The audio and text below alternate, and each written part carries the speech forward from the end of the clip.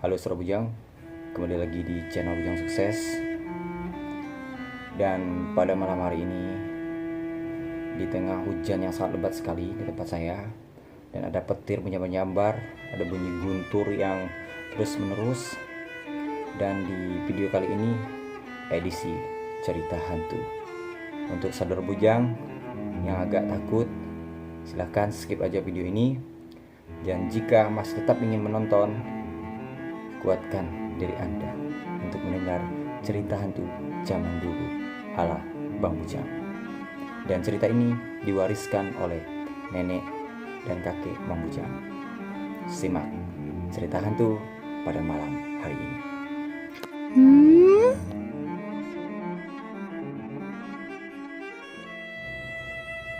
Oke, Saudara Bujang.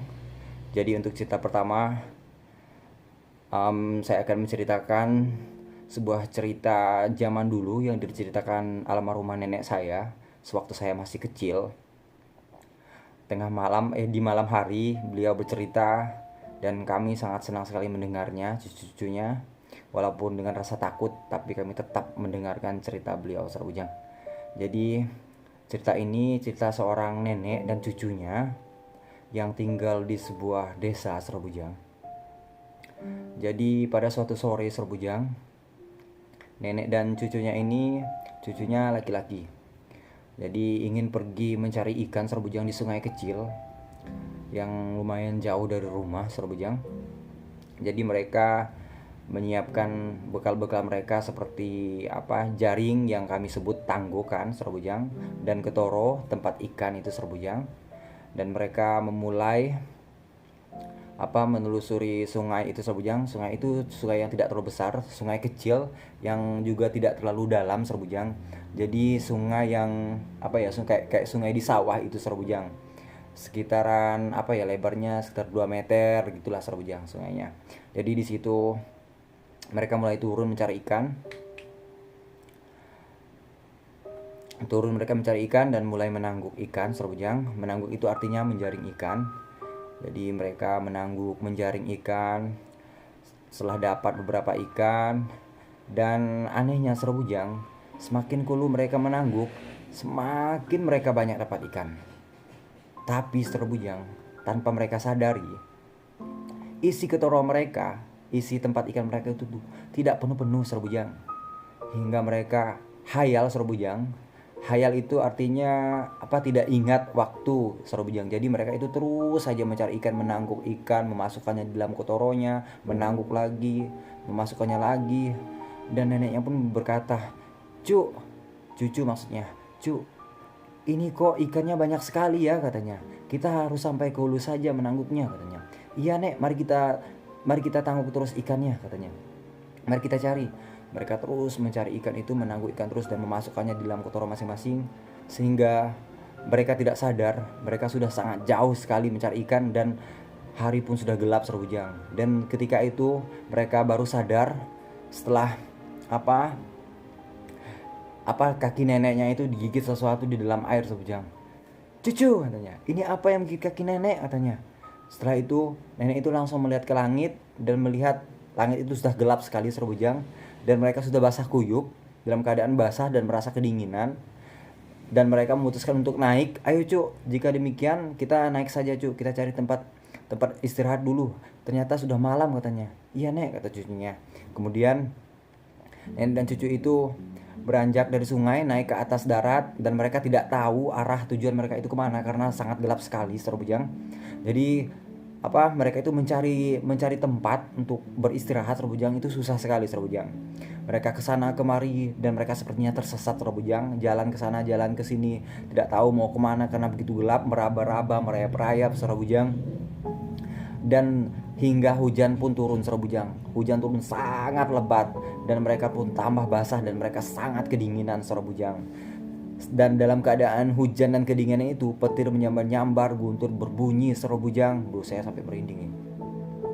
Dalam keadaan gelap gulita mereka meraba-raba tanaman itu, Saudara Bujang, meraba-raba arah jalan dan tidak ditemukannya apapun. Dan kemudian, Saudara Bujang, tiba-tiba dari kejauhan di atas sana, kok saya merinding sih? Di atas sana, Saudara Bujang, mereka melihat api yang menyala-nyala, Saudara Bujang. Dan nenek itu mengatakan kepada cucunya, "Cucu, lihat di atas sana, terlihat api yang sangat menyala-nyala," katanya. "Mari kita ke sana. Mudah-mudahan ada orangnya," katanya. "Iya, Nek, mari kita ke sana." Dan setelah melihat api itu, mereka memutuskan untuk menuju ke sana. Suara bujang, "Cucu, sebaiknya kita menuju arah api itu. Mudah-mudahan ada orangnya dan kita bisa istirahat sambil mengeringkan dan menghangatkan badan kita." "Iya, Nek, mari kita ke sana."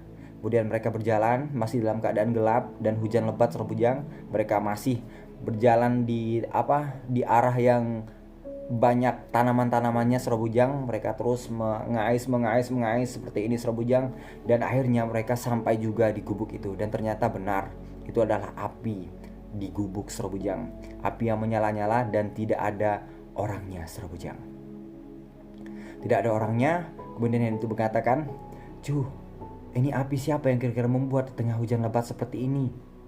Kenapa tidak ada orangnya?" katanya kan. Mereka mencoba berteriak, dan tidak ada sambutan. Suara bujang, tidak ada sahutan, dan tidak ada lagi sahutan. Suara bujang, dan mereka pun memutuskan untuk menghangatkan badan mereka, memeras pakaian mereka, mengeringkan pakaiannya. Dan setelah beberapa saat mereka merasa sangat nyaman sekali. Mereka sudah mengeringkan pakaian dan perut mereka pun terasa lapar. Baru mereka sadar mereka punya ikan yang di dalam kotoronya masing-masing. Suara bujang, dan anehnya ikannya itu hanya beberapa ekor saja. Suara bujang, dan cucunya pun berkata, "Nek, ini kemana ikan yang kita dapatkan? Kenapa kotoro kita tidak penuh-penuh? Padahal dari tadi kita banyak sekali mendapatkan ikan di sungai." Neneknya pun terdiam. Suara bujang, dan neneknya tidak bisa berkata-kata. Dan kemudian neneknya juga mengambil ketoronya, mengecek ketoronya dalam keadaan sama. Ikannya hanya beberapa ekor. Suara bujang. Kemudian mereka memutuskan untuk memasak ikannya itu. Suara bujang, mereka menyiangi ikannya, memeruti ikannya, terus mereka bakar. Suara bujang, mereka bakar ikan itu di api itu. Kemudian mereka makan dan lumayan membuat perut mereka kenyang. Dan hujan pun masih sangat deras. Suara bujang, disertai dengan petir, guntur. Suara bujang, dan pakaian mereka pun kering. Mereka sudah hangat dan nyaman. Api mereka masih menyala-nyala. Suara bujang, perut mereka sudah kenyang. Dan kemudian mereka duduk di depan gubuk itu. Suara bujang, duduk beristirahat, memandang ke arah hutan gelap. Suara bujang, yang di depannya hanya disinari api-api itu. Suara bujang, dan tiba-tiba saja. Suara bujang, mereka melihat segerombolan rusa. Suara bujang, segerombolan rusa persis di depan gubuk mereka itu, di bawah pohon. Suara bujang, dan pohonnya itu tidak terlalu besar. Dan kemudian nenek itu menegurkan rusa itu. Suara bujang, menegurkan rusa itu, "Cuh, ada rusa," katanya, "banyak sekali." Dan rusa itu pun memandang ke arah mereka. Dan memandangnya itu memandang yang tidak biasa. Suara bujang, kalian mungkin tahu tatapan sapi, tatapan kambing kan. Jadi nenek itu tiba-tiba berpikir dan menegurkan rusa itu lagi. "Cucu," katanya, "kenapa rusa itu ya? Apa mereka tidak kedinginan? Hujan-hujan tidak berteduh," katanya. Kemudian ada sahutan, dan ternyata cucu itu melihat rusa-rusa itu yang menyahut. Suara bujang, kata rusa itu, menggumam. Kemudian nenek itu pun bertanya lagi. Suara bujang, "Cucu," katanya, "apa mereka tidak takut," katanya, "dan tidak kedinginan terus-menerus tinggal di situ," katanya. "Mengapa mereka tidak berteduh," katanya. Kemudian rusa itu menggumam lagi. Suara bujang, dan cucu itu mengatakan kepada neneknya, "Nek, sudahlah, jangan menegurkan rusa itu. Sepertinya rusa itu mulai marah," katanya kan. Kemudian dan terakhir kali lagi nenek itu menegur rusa itu. "Kenapa rusa itu tidak pergi saja," katanya, "dari situ daripada hujan-hujanan." Kemudian Suara bujang, setelah terakhir kali neneknya itu menegurkan rusa itu pun marah. Kemudian beberapa ekor rusa besar-besar itu Suara bujang pergi ke arah mereka, menyerang api mereka, menghancurkan api mereka, dan mereka pun syok. Suara bujang, mereka berteriak, berputar-putar di di gubuk itu Serbujang. Seraya ketakutan melihat rusa-rusa itu ngamuk Serbujang. Rusa itu benar-benar ngamuk dengan mata yang sangat merah Serbujang, menghancurkan apinya, melerai apinya hingga api itu padam Serbujang. Dan tiba-tiba saja rusa itu sudah tidak ada lagi di gubuk itu Serbujang. Dan nenek dan cucunya itu dalam keadaan gelap gulita Serbujang. Kalian bisa bayangkan keadaan gelap gulita seperti ini. Seperti itu Serbujang. Dan mereka tidak bisa melihat satu sama lain. Mereka hanya meraba-raba mencari memanggil-manggil, nenek di mana nenek, cucu di mana cucu. Dan kemudian mereka pun bertemu Serbujang, saling berpegangan tangan Serbujang, dan mereka duduk. Dan kemudian Serbujang, karena apinya sudah tidak ada dan bekas mereka makan ikan tadi, membuat semut yang disebut sembada itu Serbujang. Sembada itu yang pernah di petualangan BS yang suka menggigit kita dengan sengatan yang sangat sakit Serbujang. Mereka diserang semut itu, kemudian semut itu merayap-rayap mengejar bekas mereka makan ikan tadi Serbujang. Karena mungkin amis ya. Semut sembada itu menyerang bekas ikan tadi, kemudian menyerang mereka dan mereka pun habis digigit Serbujang. Cucu tolong, nenek tolong katanya. Saya digigit. Mereka diserang itu Serbujang. Sedikit dramatis ya, sedikit kejam ceritanya Serbujang. Mereka digigit terus menerus, mereka diserang sampai dari ujung kaki sampai ujung kepala merayap Serbujang. Karena mungkin kata nenek saya dulu, rusa itu kesurupan kata nenek saya Serbujang. Rusa itu udah kesurupan setan Serbujang. Dan juga semut-semut itu pun kesurupan setan juga Serbujang. Dan semut-semut sembada itu menggigit mereka dari ujung kaki sampai merayap-rayap di badan mereka, sampai badan mereka itu hancur Serbujang.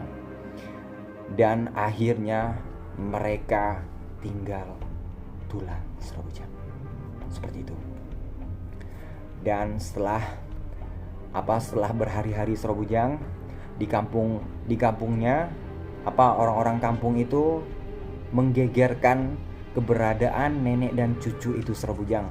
Kemana nenek dan cucu ini pergi? Dan kemudian ada salah satu warga yang mengatakan terakhir dia melihat nenek dan cucunya itu turun ke sungai mencari ikan Serbujang. Jadi warga desa tersebut memutuskan untuk mencari nenek dan cucu itu Serbujang, karena sudah berhari-hari tidak kembali ke rumah Serbujang. Warga-warga desa itu memutuskan untuk menelusuri sungai di mana tempat nenek dan cucunya itu turun mencari ikan. Dan mereka terus menelusuri sungai itu, dan ternyata sangat jauh Serbujang. Kalian bayangkan mereka itu mencari ikan dari sore karena disesatkan hantu Serbujang. Ikannya tidak penuh, ikan yang mereka dapat dimasukkan ke toronya tidak penuh Serbujang. Sehingga mereka hayal, tidak ingat dunia, tidak ingat waktu, karena disesatkan oleh hantu Serbujang. Dan warga itu terus menelusuri sungai sangat jauh Serbujang hingga mereka menemukan jejak, di mana jejak kaki cucu dan nenek itu bekas mereka kata orang sini berudas. Berudas itu artinya melewati semak belukar Serbujang, itu kan ada jejaknya, dan mereka mengikut itu. Ini jejaknya katanya, pasti mereka ke arah sini. Dan mereka melihat jejak-jejaknya itu berputar-putar Serbujang. Karena kalian tahu yang sebelumnya cucu dan neneknya itu berputar-putar mencari arah jalan Serbujang. Dan kemudian mereka menemukan lagi arah yang lurus karena mungkin itu arah lurus itu, jejak mereka yang lurus itu, mereka menuju arah api yang tadi Serbujang.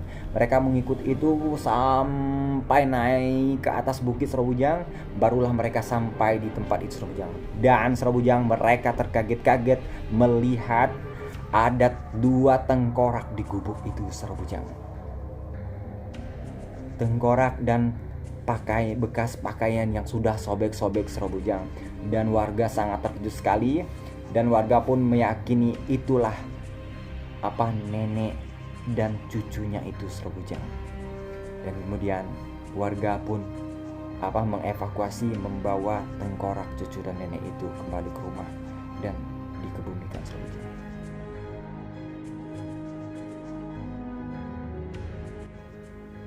Dulu saya sangat merinding sekali mendengar cerita ini Sobat Bujang. Di saat malam-malam habis Isya itu Sobat Bujang, zaman dulu kan di kampung saya itu belum ada listrik masuk Sobat Bujang, di zaman-zaman saya SD gitu kan. Jadi belum ada listrik. Jadi kami hanya diterangi dengan pelita seperti ini, pelita.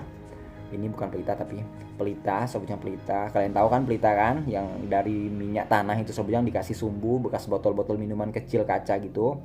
Dan itu kami mengelilingi itu Sobat Bujang, dan nenek kami bercerita hantu.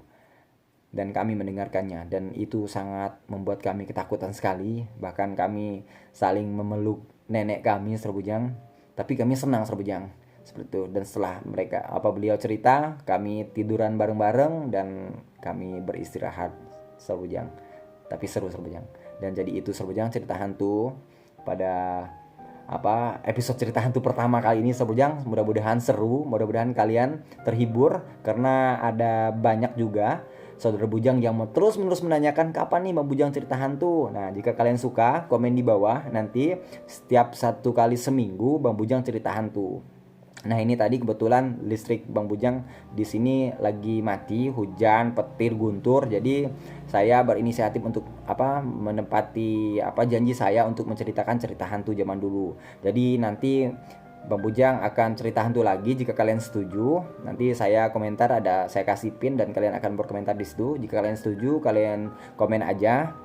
Nanti saya akan ceritakan berbagai cerita hantu yang saya ketahui yang dari nenek saya Sobat Bujang.